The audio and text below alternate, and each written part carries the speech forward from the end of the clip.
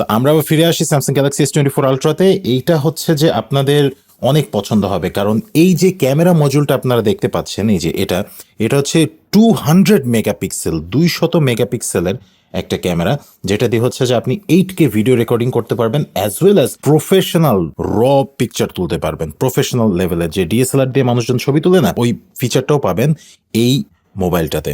তো আমরা হচ্ছে যে এত এক্সপ্লেনেশনে না গিয়ে একটা ছবি তুলি। এখানে এই যে ছবিটা তুলেছি, it is quite sharp actually, it is quite sharp.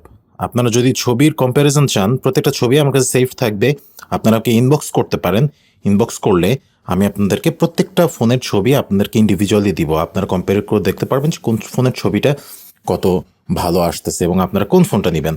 তবে আমি বলবো স্যামসাং এর ক্যামেরার দিক দিয়ে সব থেকে ভালো ফোন হচ্ছে যে S24 আলট্রা ক্যামেরা। আচ্ছা ঠিক আছে, এটা গেল স্যামসাং গ্যালাক্সি S24 আলট্রা। আবার আসে হচ্ছে যে আমাদের এখানে একটা পেনের সাথে একটা কলম আছে, দেখতে পাচ্ছেন আপনারা। এই কলমে আপনারা লিখতে পারবেন এখানে, এবার একটা শব্দ হয়, মানে আপনারা যে পেপারের উপর লিখছেন শব্দটাও মেক করে, সো ইট ফিলস লাইক আপনারা কোনো একটা পেপারের উপর লিখছেন, which is really really good, which is really really good. So আপনারা চাইলে মনে করেন যে এখানে একটা ছবি আঁকতে পারেন না, it doesn't feel good. তো এটা ছিল আমাদের S24 আলট্রা। এরপরে আমরা আসি